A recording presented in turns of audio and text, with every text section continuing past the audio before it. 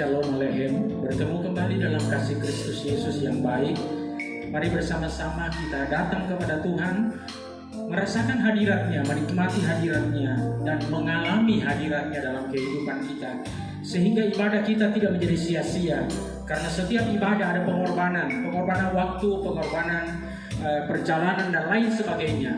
Dan itulah sebabnya biarlah kita mengalami Tuhan, supaya kita tidak merasa dirugikan atau mengalami kerugian.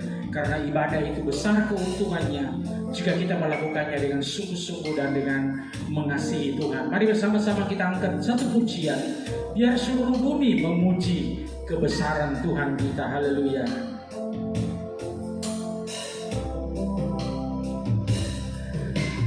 Biar seluruh bumi memuji kebesaran-Mu, biar yang bernafas memuji nama-Mu.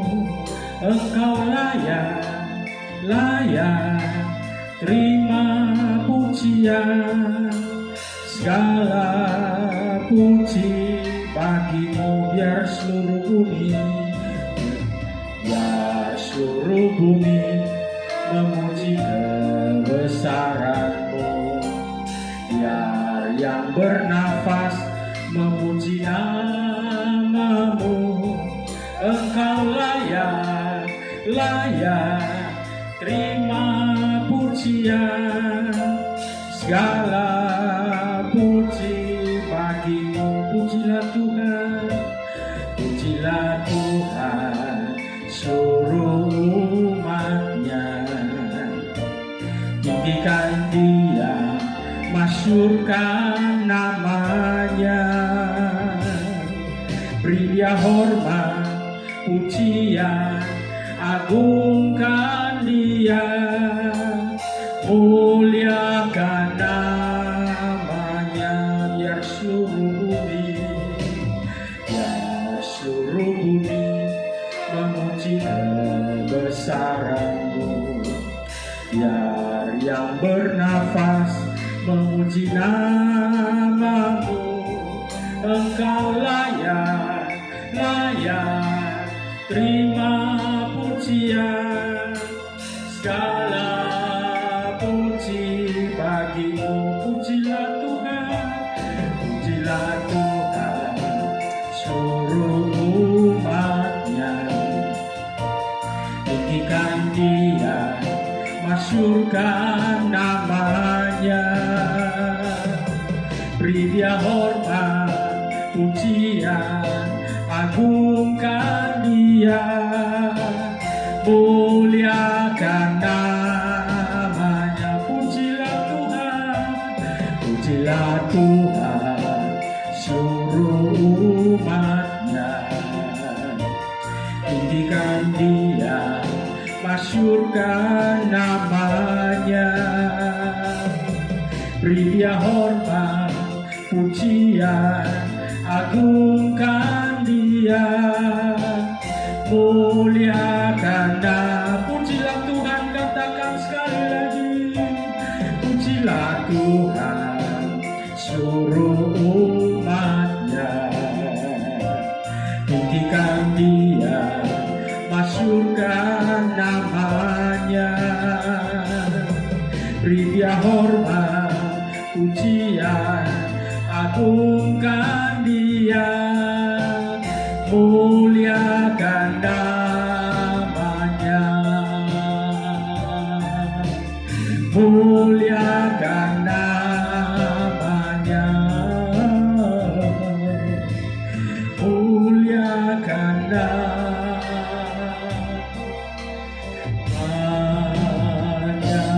Mari kita sembah Dia.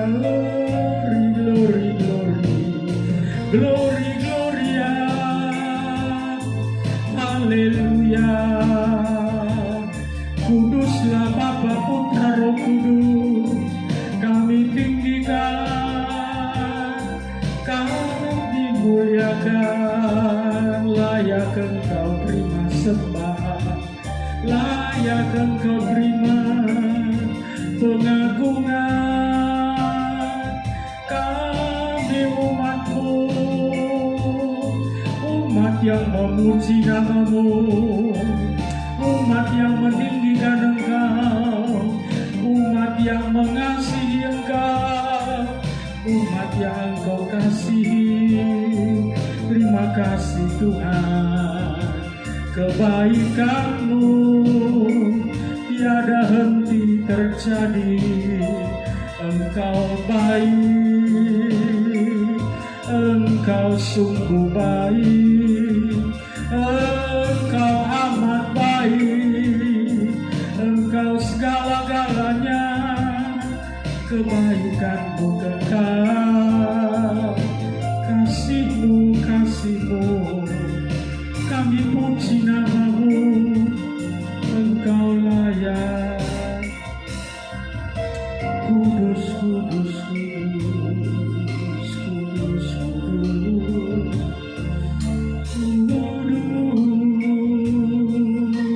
kudus. Kami beri hormat, kami beri hati kami mengasihi Engkau Tuhan. Terima kasih Yesus.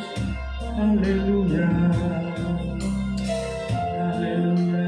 Kudus, kudus, kudus, Bapa, Putra, dan Roh Kudus yang mengasihi kami, yang telah berkarya dan melakukan segala-galanya demi menyelamatkan kami, menebus kami, menjadikan kami anak-anak Tuhan, memberikan kepada kami jaminan keselamatan dengan tetap percaya dan tetap tinggal di dalam Tuhan dan Tuhan di dalam kami, tinggal dan tetap berjalan bersama dengan kebenaran firman-Mu. Maka kami akan mendapati diri kami adalah orang-orang yang menjaga jaminan keselamatan kami sampai kami bertemu dengan Tuhan dan diam bersama-sama dengan Tuhan kami. Terima kasih Bapa, hari ini kesempatan bagi kami untuk mengisi waktu hari Tuhan, hari yang kudus, hari yang mulia. Kami dapat mengisinya dengan memuji, menyembah, dan beribadah kepada-Mu. Terimalah segala waktu pujian penyembahan kami, terimalah penyerahan diri kami, terima pula akan segala permohonan pergumulan kami untuk Tuhan menjadi jawaban dari segala aspek pergumulan kehidupan kami. Karena itu kami taruh seluruh ibadah kami dari awal sampai pada tamatnya dalam kuasa sepenuhnya, kuasa Roh Kudus ambil alih, sehingga kami merasakan dan menikmati, mengalami kehadiran Tuhan di tengah kami. Kami mulai dan berkati ibadah kami dalam nama Tuhan Yesus Kristus. Haleluya. Amin. Puji nama Tuhan, saudaraku. Seluruh bumi layak memuji kebesaran Tuhan, karena Dia yang menjadikan seluruh bumi. Saudaraku dikasihi Tuhan, biarlah yang bernafas memuji Tuhan. Anda dan saya adalah orang yang bernafas, yang memuji Tuhan, karena Dia layak menerima pujian yang telah menjadikan kita umat tebusannya. Kita angkat pujian. Tuhan, aku rindu menyatakan kepadamu, aku rindu menyatakan padamu, Kaulah segalanya dalam hidupku, mengenal isi hatimu. Aku pun bersyukur, akulah putramu, putra raja. Ku puji namamu Tuhan, ku puji namamu, ku puji namamu, ku sanjung Engkau, oh Tuhan dan Rajaku. Ku puji namamu, ku puji namamu, ku sanjung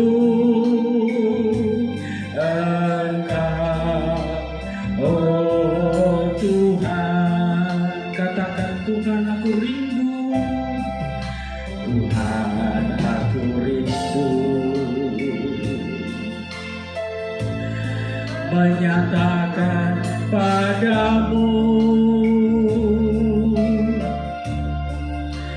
Kaulah segalanya dalam hidupku, mengenal isi hatiku. Aku pun bersyukur, akulah putramu, putra raja. Ku puji namamu Tuhan, ku puji namamu, ku puji namamu, ku sanjung Engkau, oh Tuhan dan Rajaku. Ku puji namamu, ku puji namamu, ku sanjung Engkau, oh Tuhan. Katakan ku puji namamu, kita semakin memuji. Ku puji namamu, ku puji namamu, ku sanjung Engkau, oh Tuhan dan Rajaku. Ku puji namamu, ku puji namamu, ku sanjung Engkau, oh Tuhan. Ku sanjung Engkau Tuhan, ku sanjung Engkau, oh Tuhan. Katakan ku sanjung Engkau, ku sanjung Engkau, oh Tuhan. Umat yang selalu memuji Tuhan, apalagi jika dia datang kepada Tuhan untuk memuji Tuhan dengan dasar kerinduan untuk menyatakan bahwa Tuhan itu adalah segala-galanya bagi dia, maka saya yakin, saya percaya 100% bahwa pujianmu itu akan menyenangkan hatinya, akan disambutnya, akan memberi kepada dia satu tindakan untuk kebaikanmu, untuk engkau dan saya menerima hasil daripada pujian yang sungguh-sungguh yang lahir dari hidupmu. Mari kita siapkan hati kita untuk menerima sabda Tuhan. Engkau Yesus, permata hatiku, mutiara dalam jiwaku dan harta dalam hidupku. Dia Yesus adalah segalanya. Yesus, permata hatiku, Engkau Yesus, mutiara dalam jiwaku. Engkau Yesus, harta dalam hidupku. Engkau Yesus, segalanya bagiku. Katakan Engkau, Engkau Yesus, permata hatiku. Engkau Yesus, mutiara dalam jiwaku. Engkau Yesus, harta dalam hidupku. Engkau Yesus, segalanya bagiku. Kau ku sembah Yesus, Kau Allahku. Kau ku sembah dengan sepenuh hati. Kau ku sembah Yesus, Kau Tuhanku. Tiada lain yang layak disembah. Kau ku sembah, Kau ku sembah Yesus, Kau Allahku. Kau ku sembah dengan sepenuh hati. Kau ku sembah Yesus, Kau Tuhanku. Tiada lain yang layak disembah. Tiada lain yang layak disembah. Hanya Yesus, hanya Yesus yang layak disembah. Segala puji, hormat, kemuliaan, pengagungan hanya kepada Bapa, Putra, dan Roh Kudus. Engkau adalah segala-galanya bagi kami. Pujian penyembahan kami indah pada pendengaran-Mu.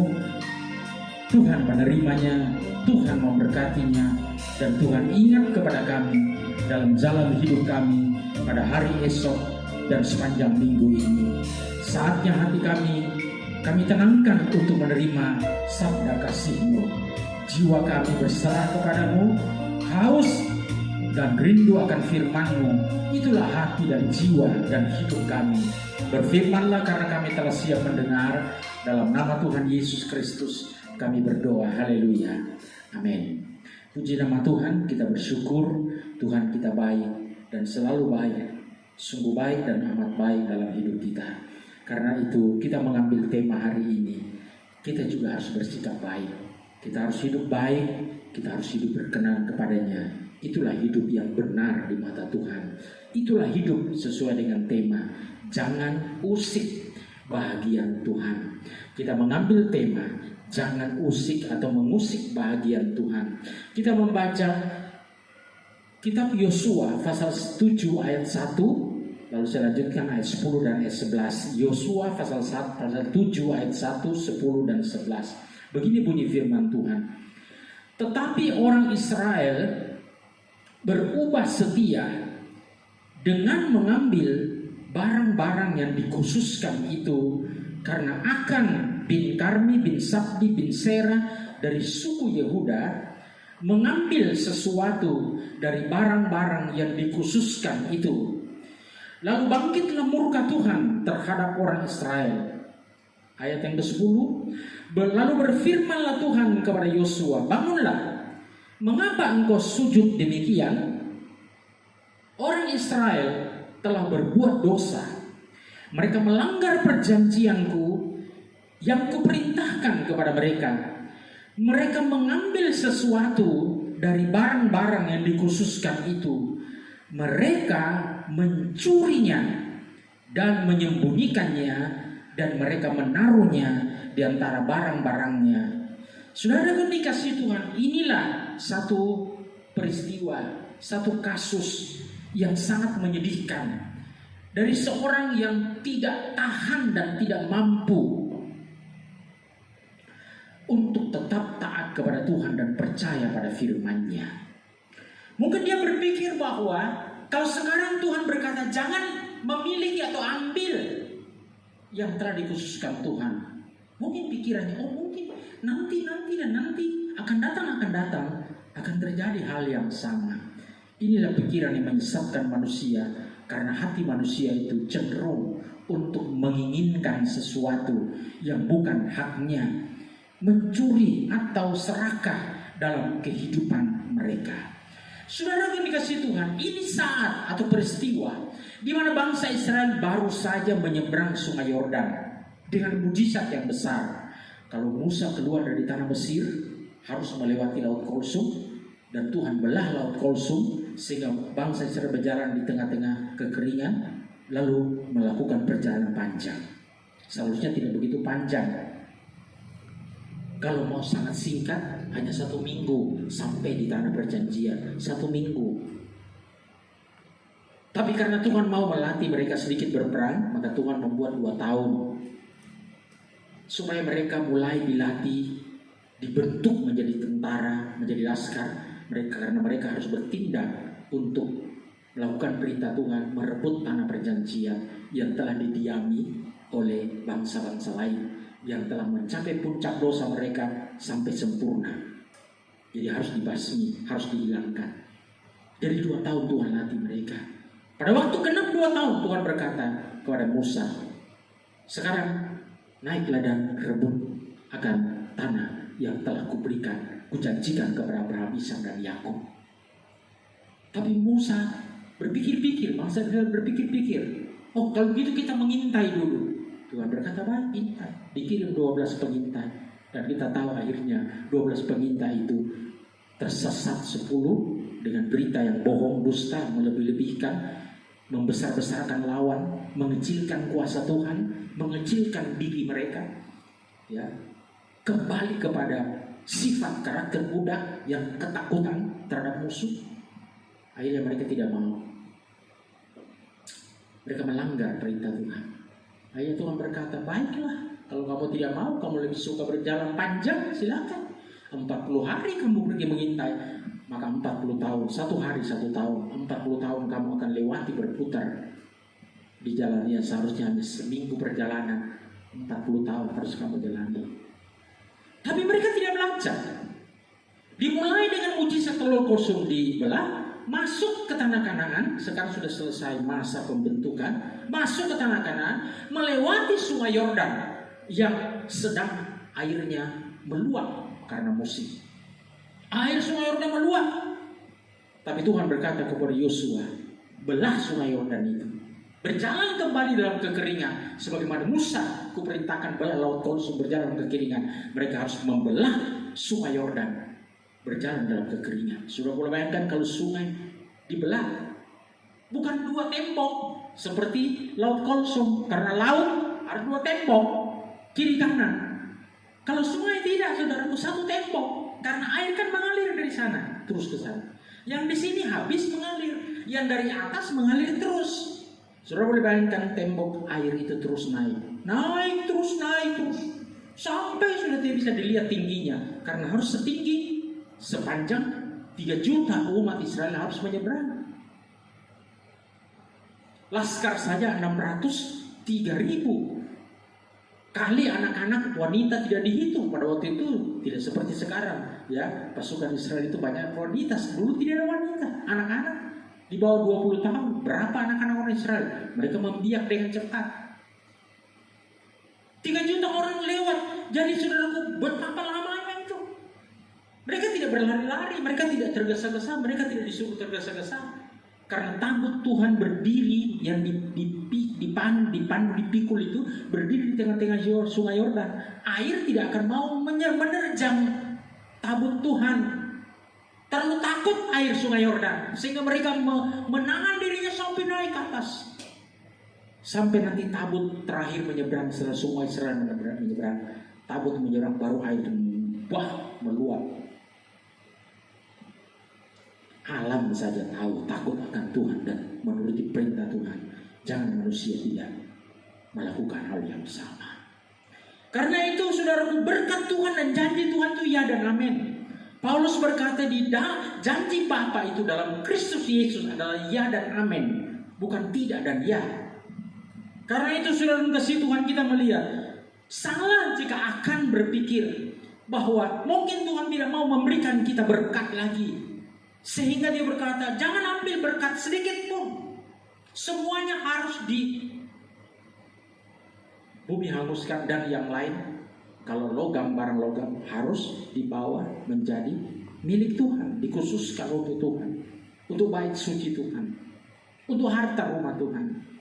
Saudara kasih Tuhan, umat Israel tidak pernah tahu, atau mungkin mereka tidak mau belajar, bahwa bangsa-bangsa yang berdiami tanah perjanjian adalah bangsa-bangsa yang dosanya, kejahatannya sudah muncak sampai sempurna ke langit.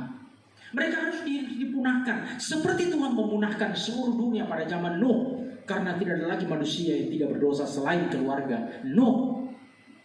Demikianlah penduduk tanah perjanjian. Jadi segala apa yang pada mereka, harta mereka itu sudah dikasih Tuhan, ya semua emas, perak dan semua harta mereka itu juga ikut najis. Kalau Tuhan berikan harta itu kepada mereka Israel, yang harta sulung itu, buah sulung itu, mereka tidak mampu menanggung dosa di balik, kejahatan di balik harta itu. Sedangkan mereka tidak memilikinya, mereka tidak mampu menahan godaan penyembahan berhala yang ada di tengah-tengah bangsa-bangsa tanah Kanaan itu.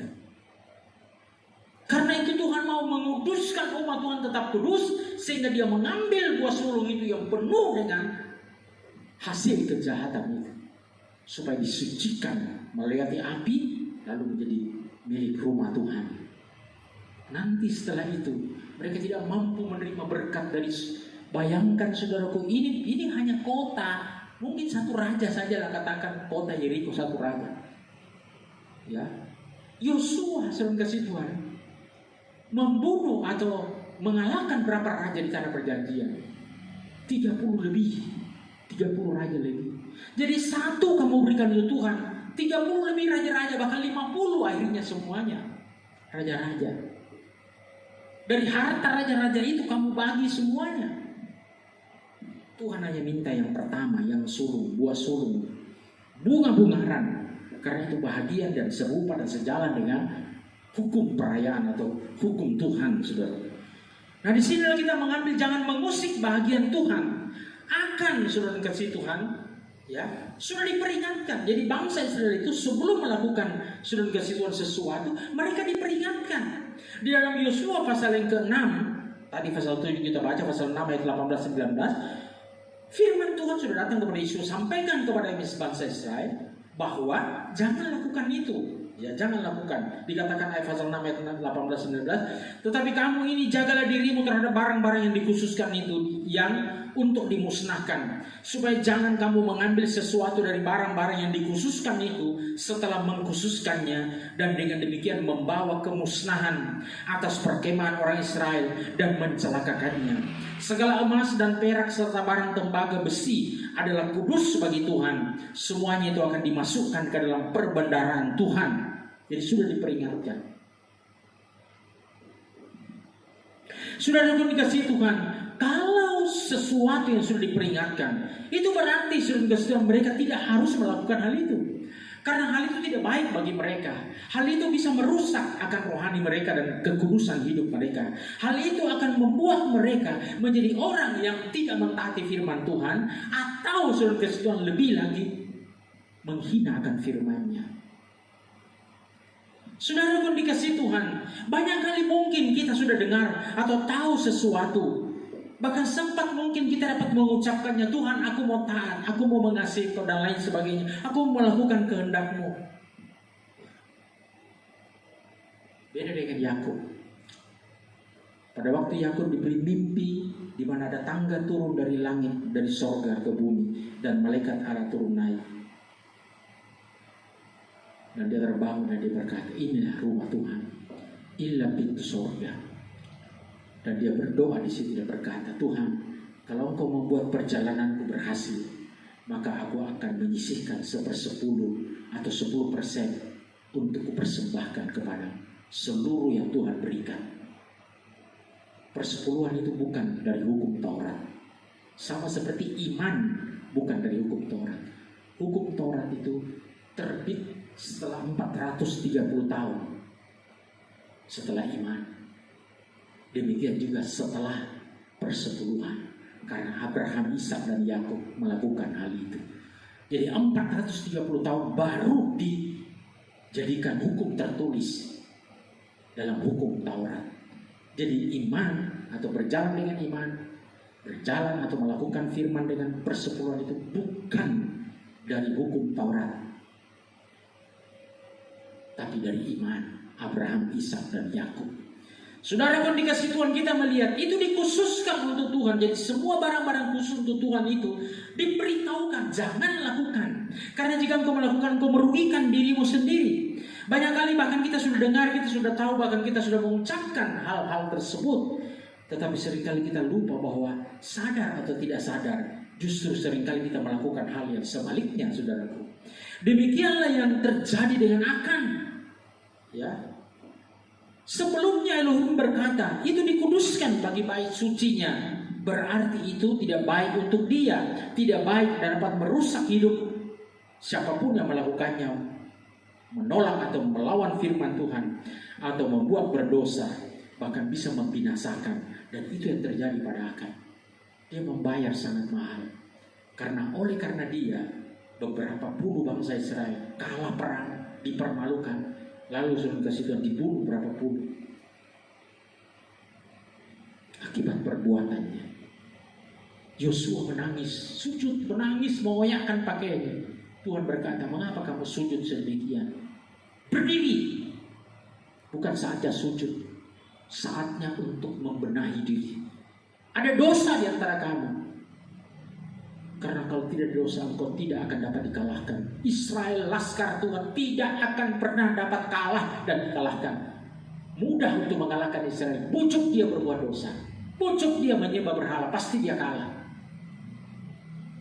Bangsa ini terlalu kecil untuk menang dengan kekuatannya. Tapi bangsa ini terlalu besar untuk dapat dikalahkan. Karena Tuhan ada di balik mereka. Mereka tidak akan pernah dikalahkan. Sepanjang sejarah dari zaman dahulu sampai zaman yang akan datang, tidak akan pernah dikalahkan selain firman Tuhan digenapi. Nanti ada saatnya Israel dikalahkan, seluruh bangsa mengepung dia. Tapi Tuhan sengaja buat dia, supaya Tuhan turun di sana, menjejakkan kakinya dan membelah tanah di Yerusalem, mengumpulkan semua bangsa Gog Magog itu, dan membuat mereka membusuk mata mereka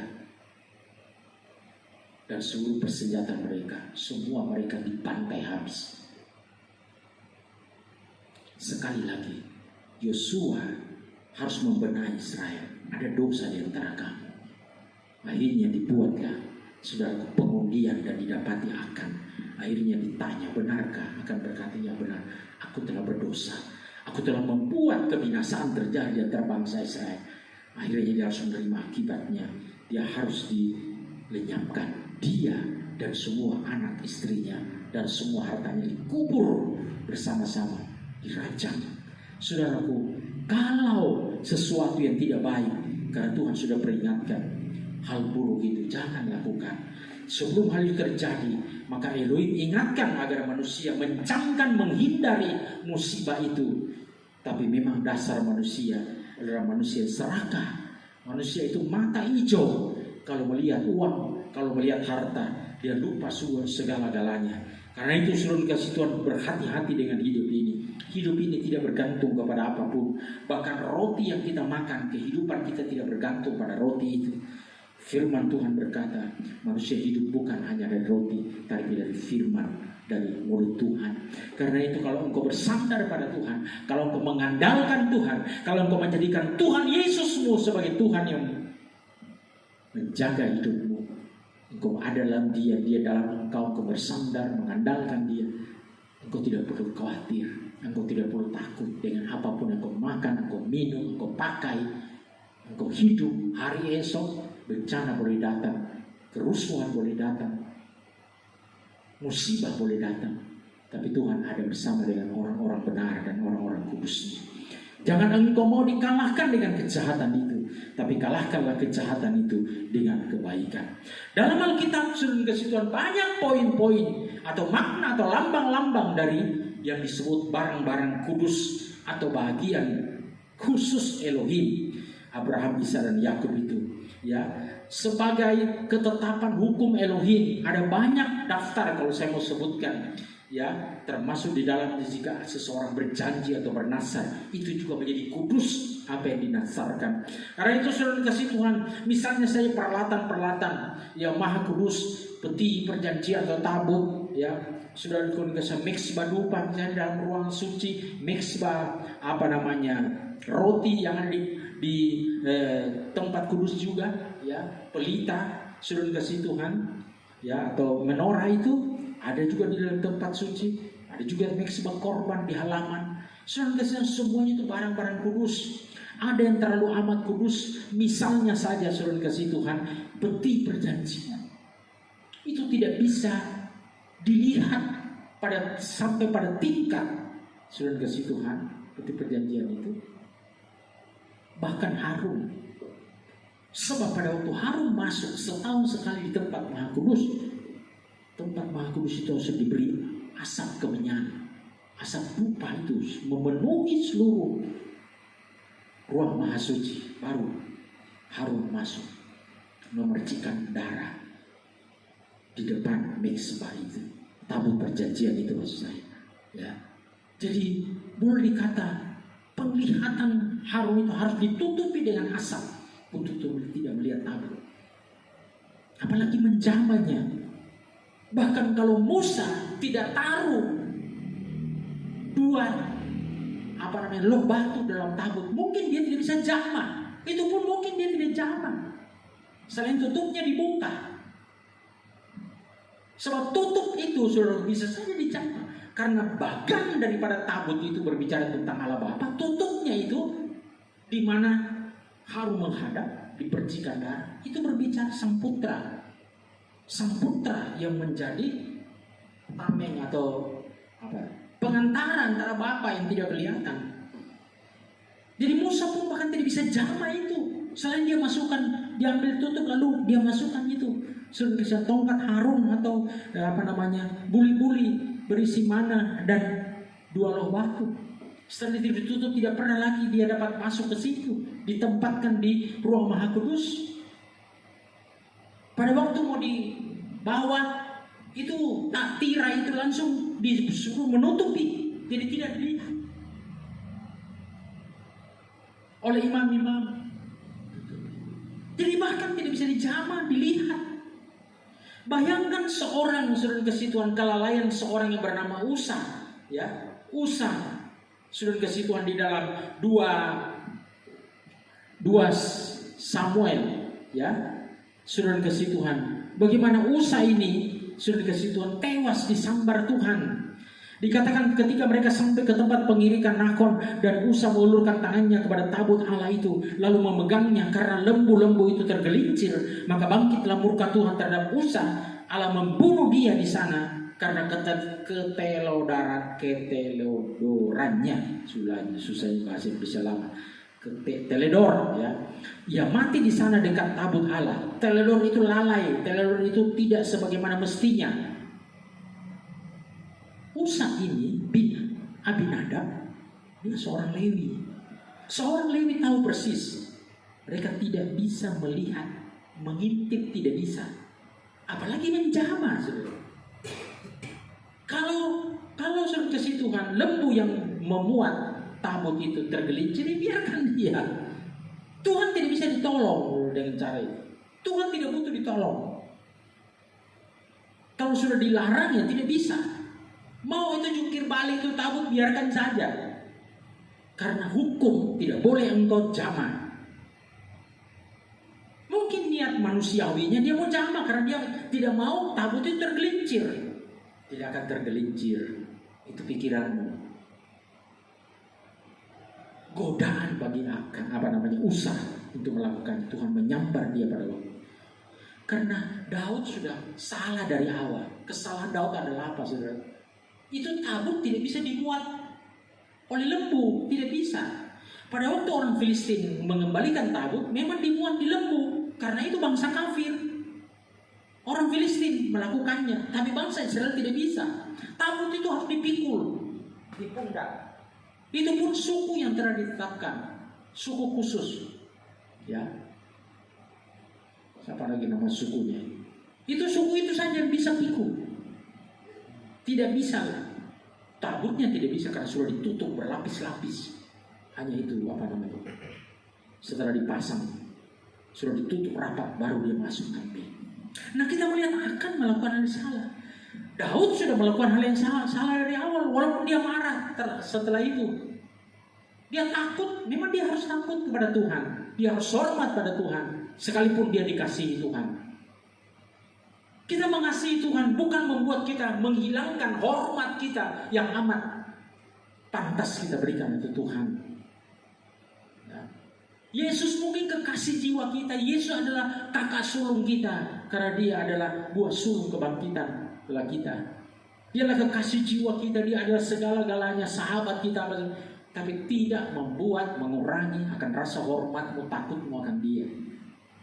Tidak, saudara. Justru sebaliknya, begitu engkau merasakan cintanya, kasihnya, kedekatannya, engkau semakin takjub kepadanya. Engkau semakin, saudara kasih Tuhan, merasa engkau tidak layak. Ya, tidak sedikit atau tidak kurang apa yang dikatakan saudara Teresa.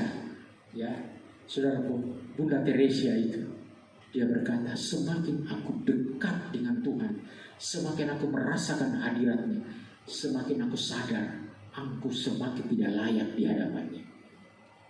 Semakin seseorang dekat dengan Tuhan, semakin dia merasa tidak layak pada Tuhan. Dia tidak layak untuk Tuhan. Itulah makna dari takut akan Tuhan. Itulah makna hormat kita kepadanya dalam sepenuh cinta kasih kita kepadanya. Berbeda dengan dunia ini dan cara berpikir dunia ini. Sudah kasih Tuhan, kita melihat itulah yang terjadi. Jadi barang kudus Tuhan itu memang dikuduskan oleh Tuhan. Saudara kasih Tuhan, itulah sebabnya kalau kita senantiasa mau mengetahui dan menyadari bahwa apa yang dikuduskan Tuhan itu adalah sesuatu yang baik jika kita lakukan atau kita mentaatinya, maka kita akan senantiasa hidup di dalam firman-Nya yang menguduskan, membenarkan kita, dan membuat kita menjadi orang-orang kudus dan orang-orang benar di matanya. Ya, saudara kasih Tuhan, misalnya tabut perjanjian Tuhan dan lain-lain peralatan. Demikian juga saudara kasih Tuhan, korban-korban di atas akan mezbah itu, ya, disebut persembahan maha kudus. Ya, misalnya korban bakaran, korban keselamatan, korban penghapus dosa, korban penghapus salah, korban syukur, ya, buah sulung, ya, persepuluhan, persembahan nazar, ya, persembahan unjukan dan lain sebagainya. Semuanya yang ditetapkan Tuhan dan atau manusia menetapkannya dengan janji pada Tuhan, itu semuanya kudus dan maha kudus bagi Tuhan. Dan kalau itu terjadi, maka saudara kasih Tuhan, yang bisa mendekat kepada barang kudus itu sesuai juga dengan firman Tuhan, hukum Tuhan, bahwa barang maha kudus yang dipersembahkan umat Tuhan telah diberikan kepada yang melayani, yang bertugas. Bilangan pasal 18 ayat 8 berkata dan 24, lagi firman Tuhan kepada Harun, sesungguhnya aku telah menyerahkan kepadamu persembahan-persembahan khusus yang kepadaku. Jadi persembahan umat Israel kepadaku menjadi persembahan kudus dan khusus. Ya, untuk siapa? Semua persembahan kudus orang Israel ku berikan kepadamu dan kepada anak-anakmu sebagai bagianmu. Itulah suatu ketetapan untuk selama-lamanya. Jadi kita melihat ketetapan Tuhan sudah ditetapkan. Jadi Israel tahu persis itu, Lewi tahu persis itu, imam-imam tahu persis itu, bahwa apa yang menjadi barang yang dikhususkan untuk Tuhan, dipersembahkan oleh Tuhan, atau dibayar sebagai nafsan untuk Tuhan, dan persepuluhan dan lain sebagainya, itu semuanya kudus dan khusus untuk Tuhan, dan dikatakan diberikan kepada imam-imam. Lalu misalnya persepuluhan, ya, ayat yang ke-24 dikatakan, sebab persembahan persepuluhan yang dipersembahkan orang Israel kepada Tuhan sebagai persembahan khusus kuberikan kepada orang Lewi sebagai milik pusakanya. Itulah sebabnya aku telah berfirman tentang mereka, mereka tidak akan mendapat pembagian milik pusaka di tengah-tengah orang Israel. Akulah Elohim milik pusaka mereka. Jadi pada waktu bangsa Israel membagi-bagi tanah Kanaan yang mereka telah rebut, tanah perjanjian, dibagi 12 suku. Tetapi Lewi tidak masuk karena keturunan Yusuf dapat 2 bagian, Efraim dan Manasye. Jadi tetap dibagi 12, tapi Lewi tidak bisa diberi bagian. Lewi tidak dapat bagian. Bagian Lewi adalah apa yang dikhususkan untuk Tuhan. Itu bagian Lewi. Jadi Lewi tidak dapat apa-apa. Dia dapat 1/10. Jadi hukum 1/10 itu diadopsi dari iman dan apa yang dilakukan Abraham, Ishak dan Yakub ke dalam hukum Taurat untuk diberikan suku Lewi sebagai upah pelayanan mereka. Yang mengangkut tabut, ya, mendirikan tabernakel, lalu merapikan kembali kalau mau berjalan, ya. Lalu dibangun kembali atau disiapkan kembali supaya Israel dapat beribadah. Ya, itu pekerjaan Lewi dalam pelayanan. Semua korban-korban mereka yang lakukan. Di antara Lewi itu ada imam-imam, dan di antara imam itu ada imam besar. Jadi bagian-bagian mereka sudah dipatok oleh Tuhan, sudah diberikan oleh Tuhan. Sekarang ini mungkin kau mendengar konten-konten yang berbicara, oh persepuluhan sudah bukan zamannya. Apakah Tuhan itu berubah? Apakah cuma Tuhan itu punya zaman? Apakah ada firman Tuhan berkata, oh zaman hukum persepuluhan itu hanya sampai di sini? Tidak ada, saudara. Dan lagian bukan hukum Taurat. Hukum Tauratnya adopsi. Dan gereja-gereja tertentu juga adopsi. Misalnya gereja-gereja karismatik mengadopsi itu. Dengan syarat bahwa mereka tidak mendapat income atau bekerja secara sekuler. Kalau mereka bekerja secara sekuler, pegawai negeri atau apa saja, sebaiknya jangan. Persepuluhan itu bisa diatur sedemikian rupa untuk fakir miskin, untuk janda-janda yang kekurangan dan lain sebagainya. Sebab itu firman Tuhan. Mereka tidak bekerja, tidak mendapatkan hasil dari bekerja sekuler. Mereka mendapatkan penghidupan mereka dari persembahan khusus untuk Tuhan. Jadi apa yang salah di sini, saudara? Salahnya adalah manusia itu berhitung dengan Tuhan. Salahnya manusia itu pelit. Salahnya manusia itu menginginkan semuanya, serakah untuk semuanya. Salahnya manusia karena mereka mengusik bagian Tuhan, dan itu tidak baik buat mereka. Mengapa banyak umat Tuhan yang begitu miskin, kekurangan dan lain sebagainya? Saya pastikan karena mereka mengusik bagian Tuhan. Tapi orang yang sungguh-sungguh dengan menghormati firman Tuhan, melakukan hukum Tuhan karena takut akan Tuhan, mengasihi Tuhan, melakukan firman-Nya, dia tidak akan nanti ditinggalkan oleh Tuhan. Karena itu saudara kasih Tuhan, ya, itulah yang terjadi, ya. Mari kita membaca bagaimana apa yang terjadi, ya. Sekarang bagian Elohim itu yang jangan diusik, saya hanya pilih beberapa saja, ya. Tentang persepuluhan khususnya, karena ini sangat saya rasa ini tidak baik bagi umat Tuhan. Umat Tuhan, iblis mau dibuat miskin, karena itu mereka dibuat bahwa persepuluhan itu tidak lagi zamannya dan lain sebagainya. Saudaraku, jangan. Itu kunci berkat bagi gereja umat Tuhan. Kunci berkat. 47 tahun saya melayani Tuhan, saya tahu persis itu perpuluhan. Bermacam berneko-neko atau mengakali persepuluhan, saudaraku, akan membuat seseorang mengalami akibat yang buruk. Saya pastikan itu. Saya pastikan, karena saya menjalani dengan pengalaman. Begitu banyak orang-orang yang saya temukan, begitu banyak aneka macam cara mereka mengakali persepuluhan. Mereka berakhir dengan tidak baik. Tapi mereka yang saya perhatikan taat pada milik Tuhan, mereka sungguh mengalami kelimpahan dari Tuhan. Bukan cukup, saudaraku, bukan lebih, berlimpah, saudara. Digenapi yang dikatakan Yesus, aku datang supaya domba-domba memperoleh hidup dan hidup dalam kelimpahan. Lalu kenapa Yesus tidak tekankan persepuluhan? Ada. Matius pasal yang ke-23 dikatakan, ya, harus dilakukan. Yang lain jangan ditinggalkan. Saudaraku, kita membaca Maliaki. Dan Maliaki ini adalah kitab terakhir perjanjian lama. Mengapa tidak ditulis oleh Musa saja kitab-kitab pertama tentang persepuluhan? Tapi sebelum menutup kitab perjanjian lama, kitab nubuat, kitab nabi-nabi, kitab Maliaki menulis dengan tegas dan jelas. Mengapa kitab Maliaki? Karena Maliaki boleh dikata nabi terakhir, ya, dalam perjanjian lama. Karena Yohanes itu menutup untuk sambungan, ya, nabi terakhir terbesar Yohanes Pembaptis itu untuk mempersiapkan jalan Tuhan Yesus. Kita melihat Maliaki pasal yang ketiga 6-12, ya, bahwasanya aku Tuhan tidak berubah dan kamu Bani Yakub tidak lenyap. Kalau Tuhan berubah, bangsa Israel sudah lenyap. Banyak bangsa-bangsa sudah hilang, entah kemana. Kalau Mesir mungkin masih ada, Ethiopia mungkin masih ada, ya. Tapi bangsa-bangsa lain sudah dikasih Tuhan, boleh dikata hampir semua punah, ya. Tapi dikatakan Tuhan berkata, aku ini tidak berubah. Karena itu bangsa Israel atau Bani Yakub tidak lenyap. Ya, kalau Tuhan itu berubah, bangsa Israel pasti lenyap.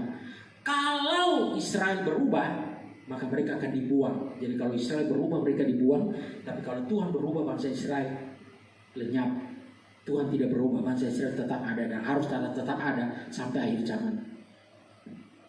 Mereka bersalah, mereka berubah, mereka dibuang. Mereka tidak taat, mereka dibuang. Tapi mereka akan dikembalikan pada mereka bertobat. Sejak zaman nenek moyangmu kamu telah menyimpang dari ketetapanku dan tidak memeliharanya. Kembalilah kepadaku, kata Tuhan, maka aku akan kembali kepadamu, firman Tuhan semesta alam. Tetapi kamu berkata, dengan cara bagaimanakah kami harus kembali? Tuhan menjawab, bolehkah manusia menipu Allah? Nah, masalahnya adalah, ya, apakah manusia bisa mengakali Tuhan? Ya, manusia mau mentaati Tuhan atau mengakali Tuhan? Ya, Tuhan berkata, bolehkah manusia menipu Allah? Namun kamu menipu aku, kata Tuhan. Kamu menipu aku. Tetapi kamu berkata, dengan cara apakah kami ini menipu engkau? Mengenai persembahan persepuluhan dan persembahan khusus. Kedua-duanya memang persembahan khusus, kudus, persembahan kudus. Tapi di sini Tuhan bagi dua untuk menjelaskan dengan tegas mengenai persembahan persepuluhan. Kamu telah menipu aku, dan persembahan khusus dikatakan. Kamu telah kena kutuk. Jadi kamu akan dikutuk dan terkutuk. Jadi Tuhan bukan kutuk, tapi kamu yang mengundang kutuk itu terhadap hartamu, terhadap bagianmu. Yang seharusnya kamu bahagia dengan bagianmu yang 90%, tapi kamu usik yang 10% yang bukan bagianmu dan haknya Tuhan. Kamu menipu Tuhan. Kamu telah kena kutuk, tetapi kamu masih menipu aku, kata Tuhan. Ya, kamu seluruh bangsa Israel, bawalah seluruh persembahan persepuluhan itu ke dalam rumah perbendaharaan, supaya ada persediaan makanan di rumahku. Persembahan persepuluhan yang paling hakiki, mendasar, yang paling tujuannya tepat adalah untuk makanan di rumah Tuhan. Bahkan di dalam Ulangan dikatakan makanan untuk fakir miskin dan janda-janda, semuanya ada di situ. Kalau ada pendeta yang menyalahgunakan itu urusan pendeta, nanti Tuhan pasti akan berurusan dengan mereka. Menyalahgunakan milik Tuhan. Tapi tetap umat Tuhan tidak bisa melakukan protes dan mengusik bahagian Tuhan. Urusan Tuhan bahagiannya. Kalau ada hambanya yang tidak melakukan sesuai dengan apa yang petunjuk Tuhan, mereka sendiri akan berurusan dengan Tuhan. Ya, supaya ada makanan dari perbendaharaan rumahku. Dan setelah itu ujilah aku. Ada sang Khalid, sang Maha Kuasa, sang Maha Besar minta diuji. Allah mana seperti Allah Israel? Tidak ada. Allah Israel itu terlalu baik. Dia tidak arogan. Dia tidak otoriter. Dia tidak berkata, siapa kamu mau uji aku? Tidak, Tuhan sendiri berkata, uji aku. Kalau aku berkata firmanku demikian, uji aku dengan firmanku, bahwa aku benar berfirman atau tidak, aku berkuasa melakukan firmanku atau tidak. Uji aku, firman Tuhan semesta alam, apakah aku tidak membukakan bagimu tingkap-tingkap langit. Langit yang akan dibongkar Tuhan untuk memberkati Anda kalau Anda melakukan firman-Nya, karena firman-Nya itu terlalu kuat, karena firman-Nya lah yang menjadikan langit dan bumi. Langit dan bumi tidak begitu kuat dibanding dengan firman-Nya, tapi teramat kuat kalau dibanding dengan manusia yang lemah, dengan bencana alam. Jangankan langit yang goyang, bulan saja mendekat ke bumi, saudara, banjir itu laut naik meluap. Kalau bulan bergeser lebih dekat ke bumi, itu baru sedikit dekatnya. Baru bulan. Bulan itu debu tidak lebih besar dari debu halus dibanding bintang-bintang dan semua sudah dikasih Tuhan planet-planet yang lain. Tapi demi memberkati engkau karena firman-Nya, Dia akan bongkar itu langit, saudara. Dia akan tekuk itu langit, ya. Dia akan buka tingkap-tingkap langit, mencurahkan berkat kepadamu, dikatakan. Ya, ujilah aku, ya. Firman Tuhan semesta alam, apakah aku tidak akan membukakan bagimu tingkap-tingkap langit dan mencurahkan berkat kepadamu sampai berkelimpahan. Aku akan menghardik bagimu belalang pelahap, hewan-hewan perusak. Ya, ini berbicara pelahap ini iblis. Iblis selalu mau engkau tidak mentaati firman supaya dia bisa ambili engkau, dia bisa curi milikmu. Karena si pencuri, si iblis itu datang untuk mencuri, membunuh, dan membinasakan. Yohanes 10 ayat 10. Bagian B, gembala Yesus yang baik datang untuk Anda hidup dalam kelimpahan. Jadi iblis mau engkau, dia mencuri milikmu, tapi dia tidak bisa mencuri milikmu karena engkau taat pada firman-Nya. Aku akan menghardik belalang-belalang pelahap supaya jangan dihabisnya hasil tanahmu. Firman Tuhan semesta alam. Maka semua bangsa akan menyebut kamu berbahagia, sebab kamu ini akan menjadi negeri kesukaan Tuhan. Firman Tuhan semesta alam. Saudaraku, seakan-akan firman ini memberi pilihan kepada manusia. Mau menjadi manusia yang berbahagia, keberkatan, menjadi negeri kesukaan Tuhan, atau sebaliknya menjadi penipu, hidup melarat, kena dan dihabisi oleh kutuk, dan dihabisi oleh kuasa kegelapan yang menyesatkan itu. Pertanyaannya memang adalah, bisakah manusia menipu atau mengakali Tuhan? Sebenarnya tidak bisa. Tapi seringkali Tuhan yang melihat bahwa engkau begitu serakah, seakan engkau diberi keinginanmu, tapi setelah itu engkau mengalami akibat daripada kesalahan fatal yang kau lakukan. Ya, saudara kasih Tuhan, saya menjadi tidak mengerti jika firman ini tidak begitu jelas bagi Anda dan saya, ya, agar kita dapat memilih menjadi umat keberkatan, atau sebaliknya menjadi pecundang yang menipu Elohim, yang berakhir dengan kena masalah dan kutuk. Saudaraku, Tuhan kita adalah Tuhan yang tidak berubah. Itulah dikatakan dalam ayat yang ke-6 tadi. Tuhan adalah Allah-Mu yang tidak berubah. Ya, Dia yang berjanji memberkati, Dia melakukan hal yang sama. Rasul Paulus berkata bahwa Tuhan Yesus tetap sama, dulu, sekarang, dan sampai selama-lamanya. Karena itu saudara kasih Tuhan, mari sebagai umat kudus Tuhan, begitu banyak bahagian-bahagian kudus dalam hal kudus yang tidak bisa kita usik dari hak dan milik Tuhan. Tapi saya hanya sampai di situ karena tidak cukup waktu pasti, walaupun berkali-kali untuk disampaikan. Tapi saya mau katakan kepada saudara sekali lagi, jangan pernah engkau mau tergoda untuk mengusik bahagian Tuhan. Bagian Tuhan, tutup mata, lakukan. Bagianmu engkau boleh atur, bagianmu engkau boleh rencanakan. Tuhan berikan kepadaku 90%, aku harus atur, aku harus melakukan ini dan itu dan sebagainya. Jangan usik bagian Tuhan, itu bukan hakmu, supaya engkau jangan disebut mencuri dan menipu Tuhan. Saudara kasih Tuhan, itulah sebabnya kita mau menjadi orang-orang yang keberkatan. Karena itu kita mau senantiasa menghormati firman-Nya, melakukan firman-Nya, karena kita mengasihi Tuhan. Kesimpulan yang disampaikan adalah semata untuk kebaikan umat Tuhan yang kudus, yaitu Anda dan saya sebagai umat Tuhan Yesus Kristus. Tuhan Yesus memberkati kita. Amin. Mari bersama-sama kita mau datang pada Tuhan untuk mempersiapkan apa yang dapat kita lakukan untuk melanjutkan ibadah kita. Puji Tuhan. Mari kita mau datang pada Tuhan. Bukalah hatimu dan selalu bersiaga sampai selesainya ibadah Tuhan, karena berkat-berkat nikmat dan berkat syafaat untuk diberikan kepada kita. Kita angkat satu pujian yang terutama dalam hidup ini, meninggikan Yesus, tinggikan Dia dengan tidak mengusik bagian Tuhan. Yang terutama di dalam hidup ini, meninggikan nama Yesus. Yang terutama di dalam hidup ini, memuliakan nama-Nya.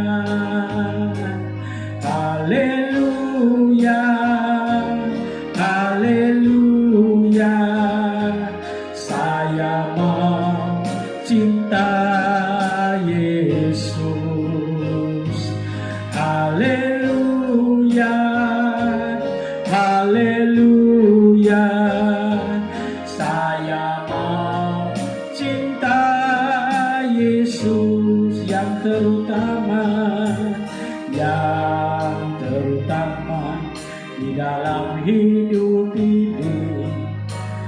tinggikan nama Yesus yang terutama di dalam hidup ini, memuliakan namanya. Haleluya, haleluya, saya mau cinta Yesus.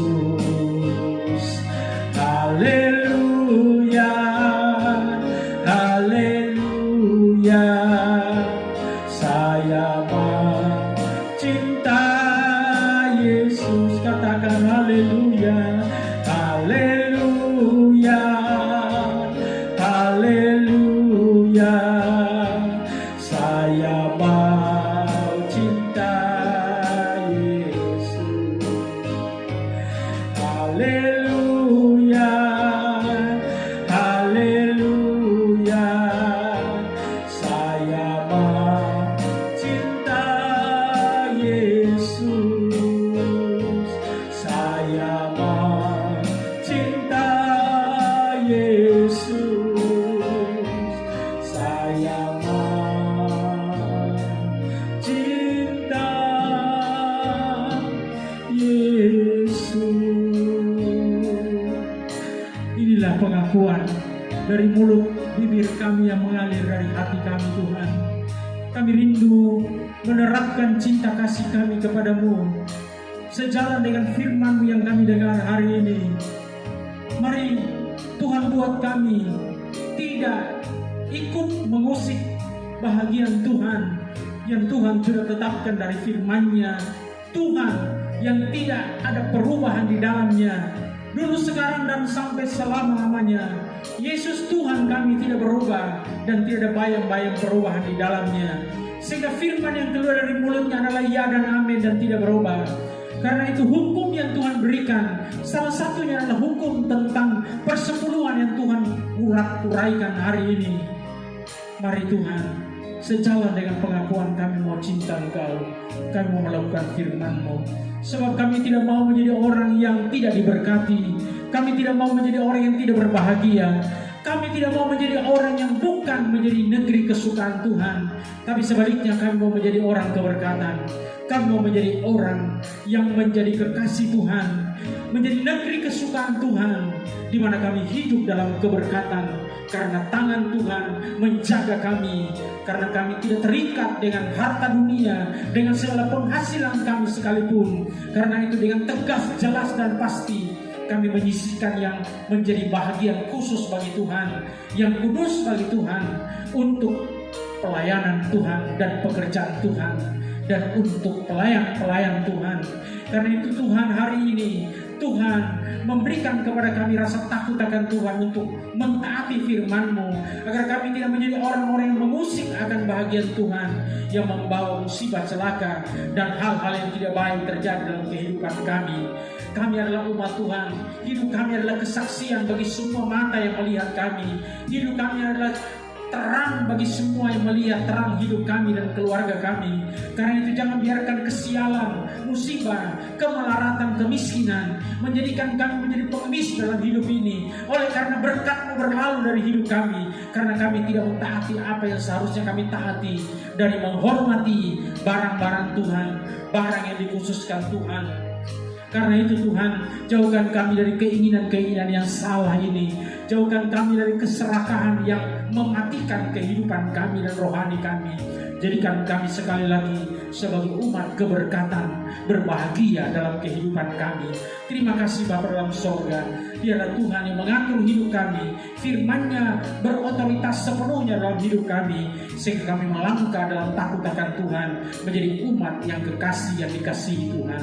Terima kasih Bapa. Demikian saat ini kami berdoa, kuat. Oh Tuhan, melengkapi ibadah kami, menyempurnakannya dengan persembahan tangan kami. Apa yang dapat kami berikan untuk mempersembahkannya, terimalah semuanya.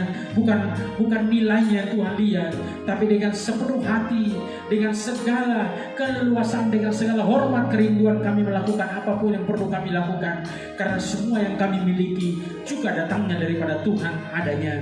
Karena itu kami bersyukur dengan apa yang Tuhan berikan pada kami. Karena Tuhan tidak akan pernah akan meninggalkan dan membiarkan kami, tapi Tuhan akan menangani hidup kami dengan hidup sesuai dengan janji keberkatan Tuhan. Terima kasih Bapa Surgawi. Dan saat ini sebelum kami mengakhiri ibadah kami berdoa kepadamu buat umatmu yang saat ini beribadah. Mungkin ada pergumulan-pergumulan yang masih ada dalam hidup mereka. Tuhan, kami bawa dalam tangan-Mu. Kalau ada yang saat ini dalam keadaan sakit, karena tubuh kami manusia ini rentan dengan sakit, dengan segala begitu macam aneka macam sakit penyakit. Karena itu saat ini kami mohon tangan kasih-Mu melindungi kami dengan hal-hal yang dapat membuat kami sakit, entah itu dari kuman, virus, atau udara yang tercemar, sebagaimana yang terjadi di Palangkaraya. Tuhan, anak-anak-Mu dan keluarga Hamba-Mu ada di sana, kami bawa dalam tangan-Mu. Kasih Tuhan melindungi mereka. Segala akibat yang buruk daripada pembakaran terjadi ya di sekitar akan kota itu atau di pulau Kalimantan khususnya umumnya, kami bawa dalam tangan-Mu. Tangan Tuhan menanganinya. Umat Tuhan banyak di sana. Mari Tuhan jaga dan tunjukkan kasih kemurahan Tuhan. Di dalam nama Yesus Kristus, tangan perlindungan Tuhan turun dan bekerja dalam kehidupan semua umat Tuhan. Demikian juga kalau ada umat yang saat ini dalam keadaan sakit, tangan Tuhan yang penuh kuasa itu menjamah engkau yang sakit. Apapun sakitmu saat ini, demi nama Yesus Kristus, terimalah kesembuhan daripada tangan Tuhan Yesus. Tuhan menjamah dan menyembuhkan engkau. Yang lemah Tuhan kuatkan, yang dalam pergumulan apapun saat ini, di dalam nama Yesus Kristus, Tuhan tolong dan Tuhan berkati, dan Tuhan beri kemenangan, Tuhan beri jalan keluar, dan Tuhan tunjukkan kasih Tuhan itu besar. Terima kasih Bapa dalam surga. Demikian juga kalau ada keuangan umat Tuhan yang tersumbat, keuangan umat Tuhan yang terhambat, kami bawa dalam tangan-Mu Tuhan. Kami bawa dalam tangan-Mu Tuhan, jamah semua aliran berkat-Mu dalam kehidupan umat Tuhan. Biarlah di dalam nama Tuhan Yesus Kristus aliri mereka dengan aliran berkat-Mu, mengalir berkat-Mu, dan mereka taati firman-Mu, dan mereka semakin diberkati. Jaga kami dengan keberkatan-Mu melalui ketaatan kami dengan firman-Mu. Terima kasih Bapa dalam sorga. Kami mengucap syukur kepadamu. Kami bawa bangsa negara pemerintah kami dalam tangan-Mu. Biarlah kasih kemurahan Tuhan menaungi akan negara ini, memberkati akan pemerintah dalam menjalankan pemerintahan, supaya mereka menjalankan pemerintahan yang takut akan Tuhan, tidak mencuri, tidak korupsi, dan tidak mengambil yang bukan hak mereka selain daripada upah gaji mereka. Demikian juga kami bawa bangsa yang besar ini dari Sabang sampai Merauke. Tuhan berkati, Tuhan lawat, Tuhan selamatkan, Tuhan ampuni, Tuhan berbelas kasihan, merdekakan kami dengan kemerdekaan rohani untuk keselamatan hidup kekal selama-lamanya. Pada waktu kami harus kembali di alam kekekalan. Terima kasih Bapa dalam sorga. Demikian sidang jemaat yang dikasihi Tuhan, saatnya engkau membuka hatimu, percaya saat ini, turun dan terimalah nikmat rahmat yang sempurna dari Bapa Sorgawi turun memenuhi kehidupanmu. Turun dan terimalah kasih sayang, belas kasihan, kasih karunia demi kasih karunia. Pengampunan penebusan Kristus tetap dan terus bekerja dan berlaku dalam kehidupanmu. Bahkan segala belas kasih-Nya turun memenuhi hidupmu.